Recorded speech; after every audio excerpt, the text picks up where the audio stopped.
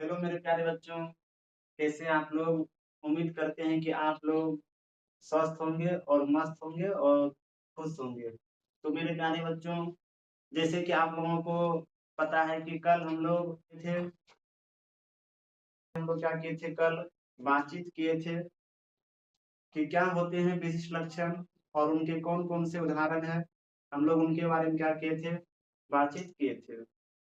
और हम लोग उसमें समझे थे कि कहीं न कहीं जो सजीव होते हैं, वह कहीं न कहीं क्या होते हैं? संवेदनशील होते हैं। क्या होते हैं? संवेदनशील होते हैं और उनमें कहीं न कहीं क्या पाए जाते हैं? अनुकूलन पाए जाते हैं।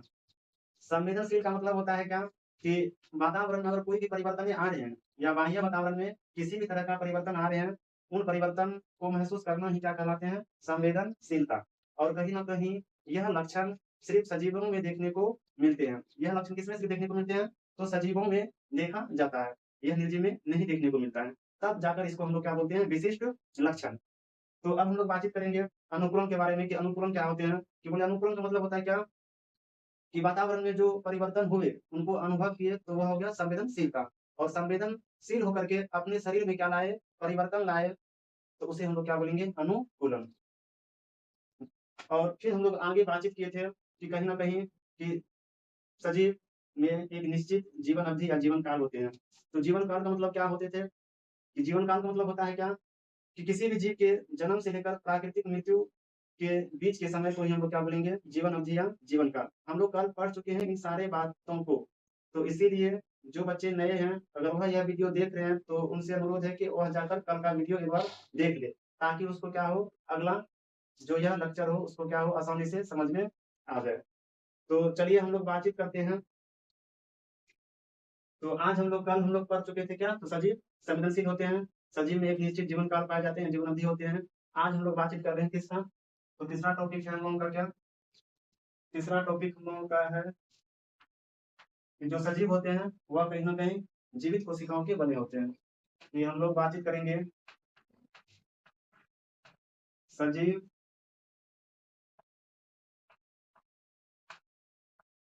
जीवित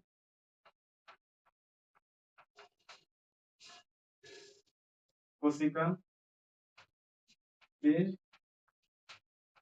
बने होते हैं।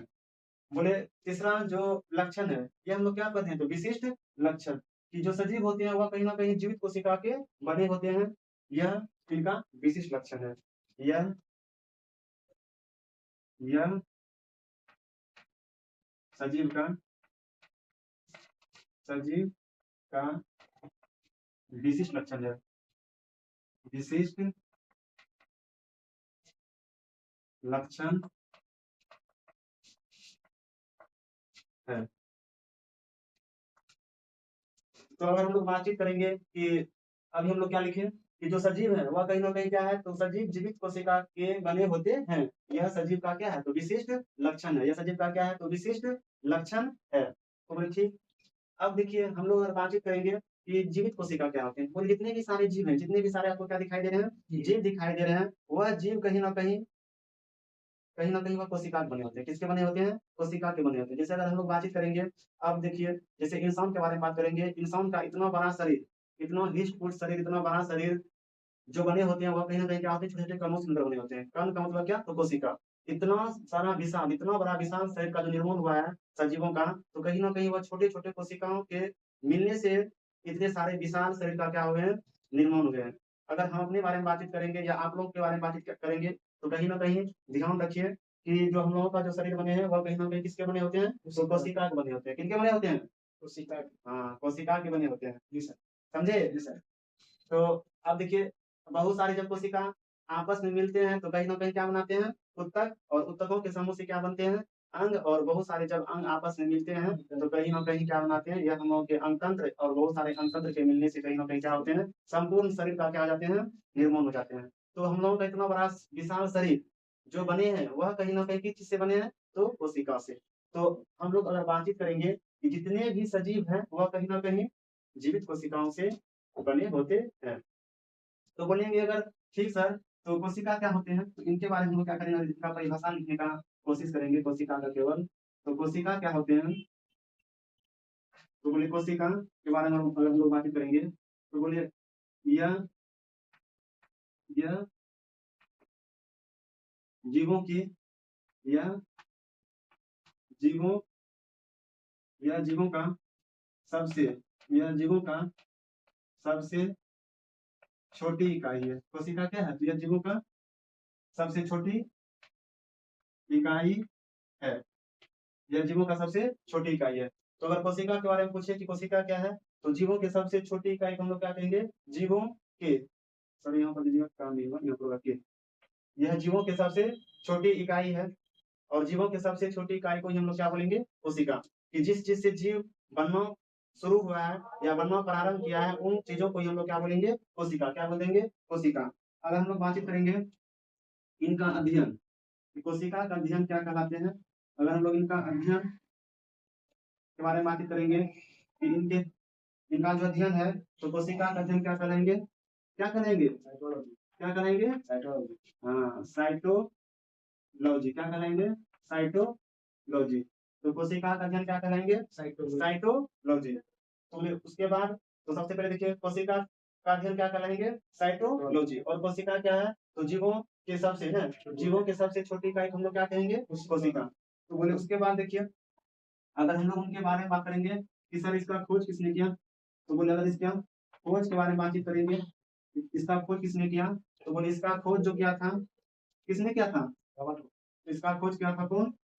तो रॉबर्ट, कौन किया था? रॉबर्ट हुक ने। कौन किया था? रॉबर्ट हुक ने। कितना ईस्वी में? तो 1665 ईस्वी में। कितना ईस्वी में? 1665 ईस्वी में।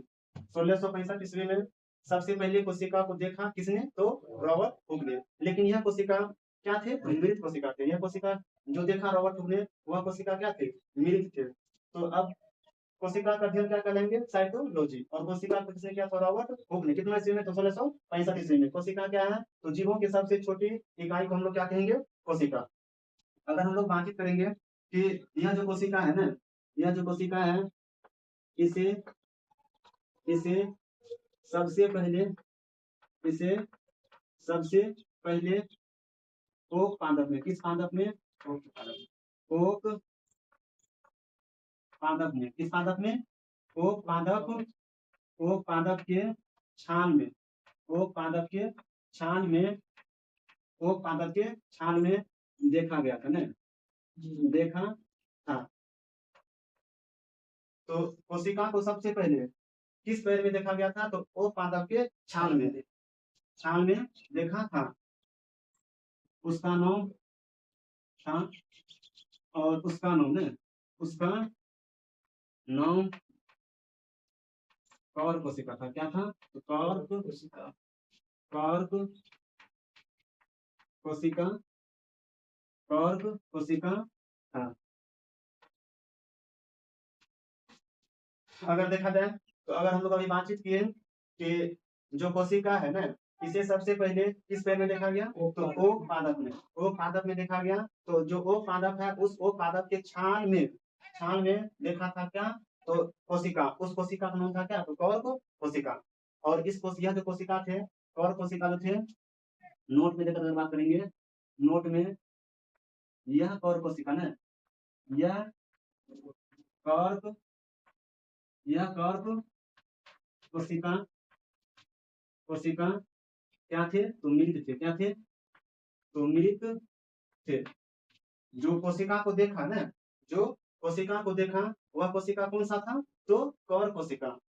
किसमें देखा था? तो वो पादप के छाल में। किसने देखा था? तो रॉबर्ट हुक ने। कितना ईस्वी में देखा था? 1665 ईस्वी में। तो 1665 ईस्वी में रॉबर्ट हुक ने एक पैर के छाल में देखा। उस पैर का नाम था क्या? तो ओक पादप। और ओक पादप के छाल में उन्होंने क्या देखा? तो एक मधुमक्खी के छाती नुमा संरचना। और उस छाती नुमा संरचना जो थे, मधुमक्खी के छाती नुमा क्या थे? संरचना थे। और उस एक छोटी सी इकाई को उन्होंने क्या नाम दिया? कोशिका। और कोशिका जो था, उस कोशिका नाम था क्या? तो कौर कोशिका। हम लोग इससे आगे थोड़ा सा क्या करते हैं, नोट देते करके आप सब इसको क्या कीजिए? उतारिए। और फिर हम लोग क्या करते हैं? थोड़ा सा मिटाते हैं। और वीडियो को रोक दीजिए।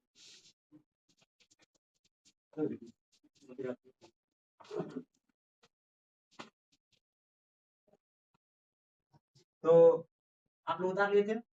चलिए अब हम लोग बातचीत करते हैं कुछ महत्वपूर्ण बिंदु पर। तो जैसे कि सबसे पहले हम लोग नोट 1 पढ़े कि कहीं न कहीं जो कोशिका थे, उसे सबसे पहले कौन देखा? तो रॉबर्ट हुक ने देखा। तो अब हम लोग बातचीत करेंगे कि जो कोशिका रॉबर्ट हुक ने देखा, वह कोशिका कहीं न कहीं क्या थे? तो मृत थे। क्या थे? वह कोशिका कहीं न कहीं क्या थे? तो मृत थे। अब हम लोग बात करेंगे नोट नंबर 1। नोट नंबर 1 में हम लोग बातचीत करते हैं कि तो सर जीवित कोशिका को किसने किया ना? जीवित कोशिका का खोज किसने किया? तो बोले जीवित कोशिका को सबसे पहले ना कि जीवित कोशिका, जो जीवित कोशिका है, जीवित जीवित कोशिका का खोज किसने किया था? तो यह किया कौन? तो ल्यूवेन हॉक। कौन किया खोज? ल्यूवेन। कौन किया? तो ल्यूवेन हॉक। ल्यूवेन हॉक ने किया। ल्यूवेन हॉक ने किया कितना ईस्वी में? तो 1674 ईस्वी में। कब किया? तो 1674 ईस्वी में। तो ल्यूवेन हॉक ने क्या किए? जीवित कोशिका को ढूंढे। कितना ईस्वी में? ईस्वी था कितना? तो बोले ईस्वी थे कितना? तो 1674 ईस्वी में। तो जीवित कोशिका का खोज किसने किया? तो ल्यूवेन हॉक ने। कितना ईस्वी में? 1674 ईस्वी में। 1674 ईस्वी में उन्होंने क्या किया? तो जीवित कोशिका का क्या किया? खोज किया। और ल्यूवेन हॉक ने ना, ल्यूवेन हॉक ने ही क्या किया? और यह अन्य सारे चीजों को भी ढूंढा। यह अन्य अन्य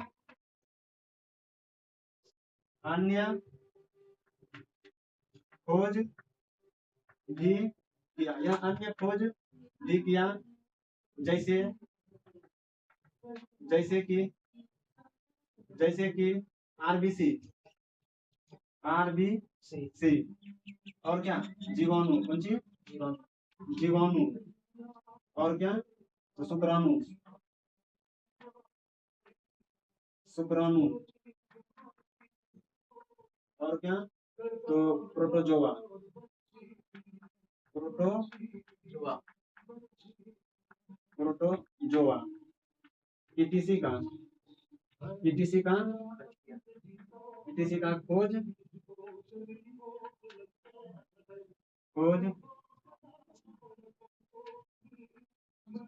क्या था?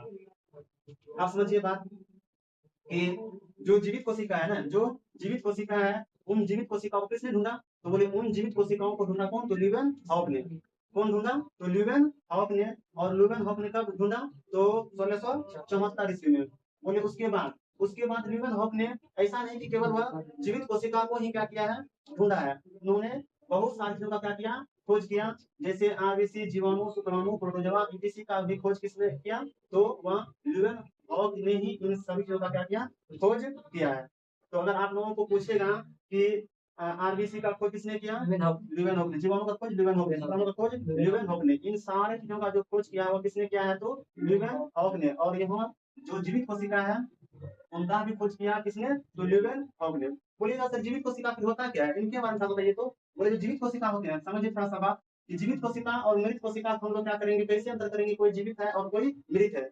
इनके बारे में बात करना जरूरी है। सिर्फ हम लोग मोटा मोटी बात कर लेते हैं कि जो मृत कोशिका है उसको रॉबर्ट हुक ने खोजा, और जो जीवित कोशिका है उसे हम लोग ल्यूवेन हॉक ने खोजा। लेकिन आखिर उसको, उस कोशिका को हम लोग मृत क्यों बोलेंगे और इसको हम लोग जीवित क्यों बोलेंगे? इनके बारे में हम लोग क्या करेंगे? बातचीत करेंगे। तो जो कोशिका होते हैं, मान लीजिए जो कोशिका है, मान लीजिए कि कोई क्या है? कोशिका है। कोशिका एक हो गया क्या? कोशिका को हम दो भागों में बांट देते हैं। देखिए एक ले लिया हम लोग क्या? तो एक लिए जीवित कोशिका, एक लिए क्या? तो जीवित कोशिका ले लिए। और एक लिए क्या? तो मृत कोशिका। तो बोले जीवित कोशिका हम लोग किसे कहेंगे? अगर हम लोग बातचीत करेंगे जीवित के बारे में कि जीवित कोशिका किसे कहेंगे? जीवित कोशिका किसे कहेंगे? तो बोले ठीक है, जीवित कोशिका के बारे में बातचीत करेंगे। देखिए यह एक कोशिका है और यह एक कोशिका, यह मृत है। और यह भी एक क्या है? तो कोशिका है। तो हम इस कोशिका को जीवित कब बोलेंगे और इस कोशिका को हम लोग मृत कब बोलेंगे? तो देखिए ध्यान से, जो कोशिका होते हैं, जो कोशिका होते हैं, अब इस पर एक लेयर मिलते हैं। क्या होते हैं? लेयर पाए जाते हैं। लेयर पाए जाते हैं, इसका नाम है क्या? तो कोशिका भित्ति। क्या बोलते हैं इसको? कोशिका भित्ति। कोशिका भित्ति। और फिर इसके नीचे जो जन्म है इसको हम लोग क्या बोलेंगे, कोशिका झिल्ली। क्या बोलेंगे, कोशिका झिल्ली, कोशिका झिल्ली। और इसके अंदर में बिंदु मिलेंगे एक, जिसे हम लोग क्या बोलेंगे, केंद्र। क्या बोलेंगे, केंद्र। और फिर इसके चारों तरफ, इसके चारों तरफ मिलेंगे क्या, द्रव्य पदार्थ, जिसको हम लोग क्या बोलेंगे, जिसे हम लोग क्या बोलेंगे, कोशिका द्रव। क्या बोलेंगे, कोशिका, क्या बोलेंगे, कोशिका द्रव्य, कोशिका द्रव्य। तो देखिए, जो कोशिका होते हैं, जो क्या होते हैं, कोशिका होते हैं, जो जीवित कोशिका होते हैं, उस वो जो जीवित कोशिका के अंदर में है, कहीं ना कहीं कोशिका भित्ति पाए जाते हैं, कोशिका झिल्ली मिलते हैं, केंद्रक मिलते हैं और कोशिका द्रव्य मिलते हैं। लेकिन जो मृत कोशिका होते हैं, जो क्या होते हैं, मृत कोशिका होते हैं, जो मृत कोशिका होते हैं, उस मृत कोशिका के अंदर, मृत कोशिका के अंदर केवल और केवल क्या पाए जाते हैं, तो कोशिका भित्ति मिलते हैं। केवल क्या मिलते हैं, कोशिका, जो मृत कोशिका होते हैं उसके अंदर सिर्फ क्या मिलते हैं, कोशिका भित्ति मिलते हैं, जिसके कारण यह कहीं ना कहीं क्या दिखाई देता है, तो मरा हुआ कोशिका दिखाई देते हैं। या कैसे दिखाई देते हैं, मरा हुआ कोशिका। जैसे अगर हम बातचीत करेंगे कि खिड़की हो गए, किवाड़ हो गए, पलंग हो गए, चौकी हो गए, यह सब पहले कहीं ना कहीं क्या थे, यह सब पहले जब वह पैर के साथ जुड़े थे तो यह कहीं ना कहीं जीवित कोशिका इसमें मौजूद थे। जब इसको पैर से क्या किया, अलग किया, तो कहीं ना कहीं इसका कोशिका क्या हो गया, मर गया। जब मरा तो इसके अंदर में जो जो था, जैसे जैसे कोशिका झिल्ली खत्म हो गए, केंद्र खत्म हो गए, कोशिका द्रव भी खत्म हो गया। और खत्म होने के बाद अब सिर्फ क्या बचा है, सिर्फ हॉल बचा है। क्या बचा है, कोशिका भित्ति बची है ना। और कोशिका भित्ति सिर्फ उसके अंदर में क्या है, उपस्थित है। और बाकी सब कुछ क्या हो गया, खत्म हो गया, सब कुछ क्या हो गया, बाकी सब कुछ मर गया। और मर जाने के बाद, मर जाने के बाद इसे हम लोग क्या बोलेंगे, मृत कोशिका कहते हैं। तो जैसे मूंगफली को चाहिए, जैसे पलाई है, और जैसे किवाड़ है, जब किवाड़ को हम लोग क्या करते हैं, तख्ता सबको क्या करते हैं, बारिश में छोड़ देते हैं, या पानी हुआ भीग जाते हैं, तो भीगने के दौरान कहीं ना कहीं आप लोग उसको देखिएगा कि जब वह पानी में भीग जाते हैं ना, वो कहीं ना कहीं फूल जाते हैं।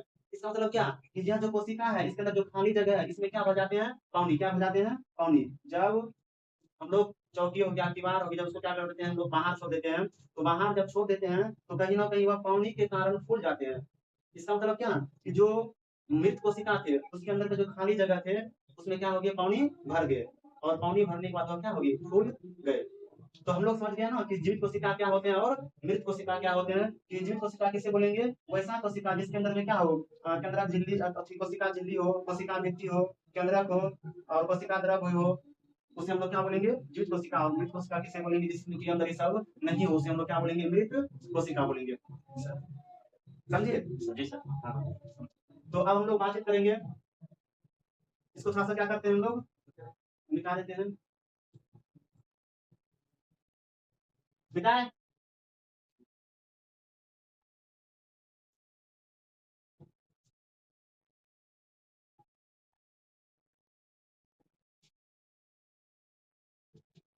चलिए, अब हम लोग अगला बातचीत करते हैं, नोट नंबर 2। नोट नंबर कितना, नोट नंबर, नोट नंबर 2। तो ये 2 में हम लोग बातचीत करेंगे क्या, कि पृथ्वी पर ना, पृथ्वी पर,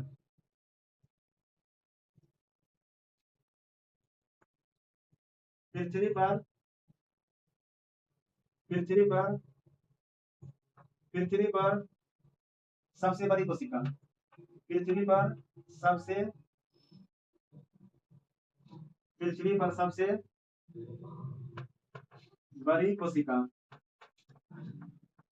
पृथ्वी पर सबसे बड़ी कोशिका क्या है, क्या है, शुतुरमुर्ग। सही है, देखिए देखिए इधर देखिए तो, हाँ ठीक है, शुतुर, शुतुर, शुतुर मुर्ग, सही है, शुतुर, शुतुरमुर्ग ऐसे होता है, शुतुरमुर्ग, ठीक है, समझ गए, हाँ समझ गए, शुतुरमुर्ग, यहाँ पर ऐसे भी रहेगा, हाँ मुर्ग।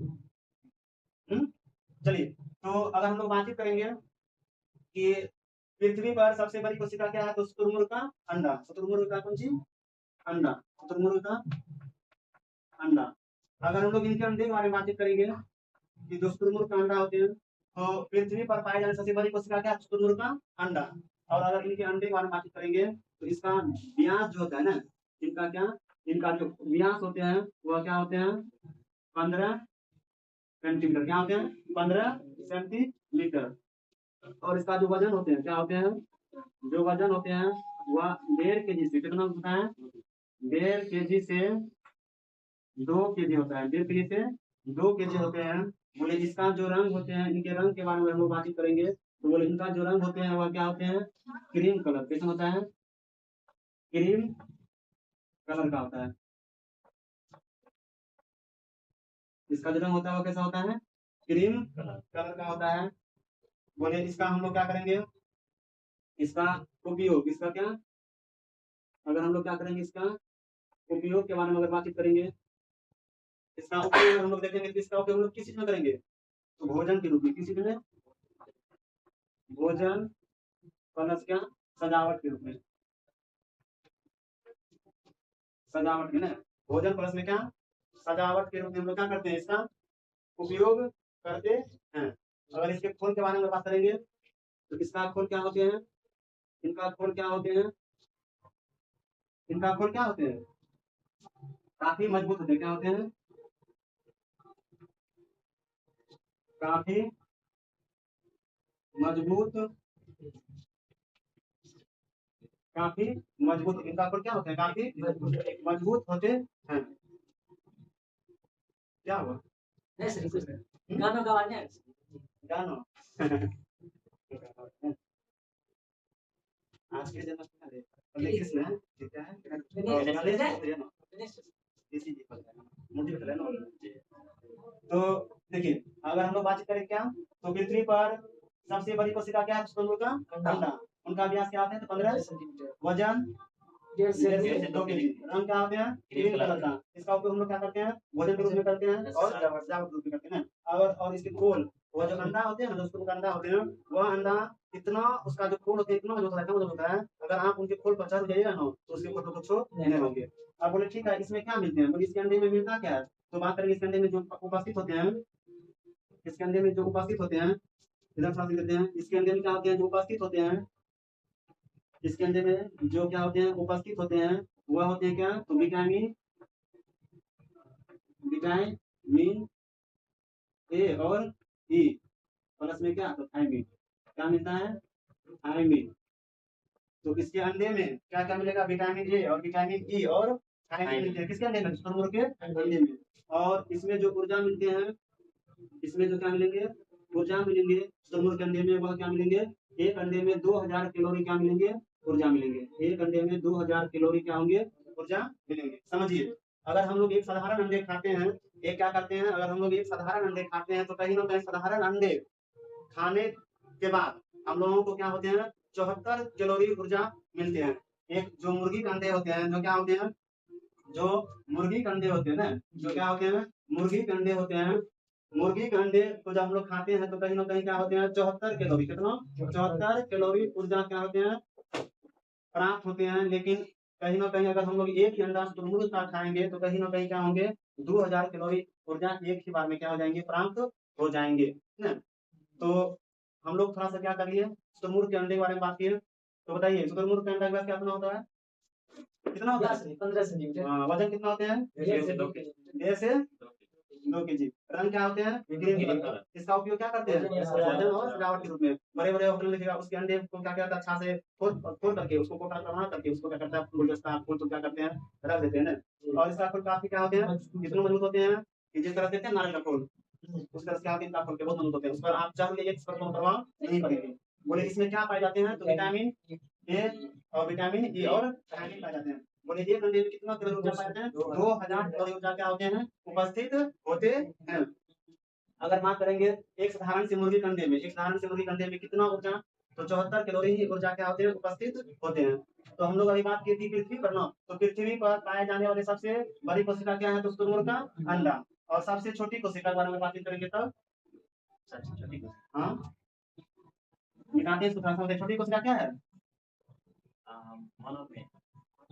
पृथ्वी पर सबसे बड़ी कोशिका हुआ ना, सबसे छोटी कोशिका क्या होंगे, सबसे बड़ी कोशिका, सबसे बड़ी कोशिका हम लोग शुतुरमुर्ग का अंडा बता दिया ना, सबसे छोटी, हाँ सबसे छोटी, सबसे सबसे छोटी, तो माइकोप्लाज्मा क्या है? माइक्रोप्लाज्मा। सबसे छोटी कोशिका क्या है? हाँ, क्या है? भूल गए सर, याद आज का पहले हम क्या किए हैं इसको बता चुके हैं भूल गए, याद नहीं किए सर। आप सब। चलिए, तो सबसे छोटी कोशिका क्या है? तो माइकोप्लाज्मा क्या है? सही है, सही है। माइकोप्लाज्मा। बोलिए एक प्रकार क्या है? यह एक प्रकार की क्या है? तो यह एक प्रकार की क्या है? जीवाणु है ना। यह माइकोप्लाज्मा प्रकार की क्या है? तो यह एक प्रकार की क्या है? बैक्टीरिया है। बैक्टीरिया से? हाँ, वही बैक्टीरिया वही जीवाणु बात तो बराबर है। तो यह प्रकार क्या है? तो यह एक प्रकार क्या है? यह एक क्या है? तो जीवाणु। एक यह एक प्रकार क्या है? तो जीवाणु। यह प्रकार क्या है? तो जीवाणु। और इसका जो आकार होते हैं वो कितना होते हैं? इसका आकार कितना होते हैं? आकार इनका जो आकार होते हैं कितना होते हैं? 0.1 से लेकर के 0.5 नहीं 3 0.1 1 से 0.3 से लेकर के 1 से 0.3 mm माइक्रोमीटर होते हैं ना जी। माइक्रोमीटर होते हैं। तो बताइए कि पृथ्वी पर पाई जाने वाली सबसे बड़ी कोशिका क्या है? तो माइक्रो नहीं, बड़ी बात मत करना। तो बड़ी क्या हो जाएंगे? शुतुरमुर्ग का अंडा। और सबसे छोटी क्या हो जाएंगे? माइक्रोप्लाज्मा। और माइक्रोप्लाज्मा का आकार कितना होते हैं? तो 0.1 से लेकर के 0.3 माइक्रोमीटर तक ना। तो इससे आगे हम लोग क्या करेंगे? कल पढ़ेंगे, लेकिन छुट्टी दे देंगे। लेकिन यहाँ पर देखिए थोड़ा सा एक बार समझ लीजिए, एक बार थोड़ा सा क्या करते हैं, पर पृथ्वी पर बात की है। अगर हम लोग क्या करेंगे, मोनो की बात करेंगे, थोड़ा देख लीजिए। मोनो शरीर है ना। बताइए। हाँ, थोड़ा देख लीजिए, थोड़ा हो जाएंगे, इसको छुट्टी दे देंगे। टाइम बहुत ज्यादा समय हो गया ना, गर्मी भी लगा। ज्यादा गर्मी भी है इसीलिए। तो मानव पर अगर हम लोग बात करेंगे तो मानव शरीर का माने मानव कोशिका, मानव शरीर कोशिका जी। मानव शरीर के कोशिका, मानव शरीर के कोशिका। तो यहाँ पर हम लोग बातचीत करेंगे तो सबसे बड़ी बड़ी बताइए सर। हाँ, सबसे बड़ी कोशिका क्या होंगे? मानव सबसे बड़ी कोशिका अंडाणु। कौन सी? अंडाणु। ओवम। यह कहाँ बताए जाते हैं? अंडाशय में। कहाँ पर?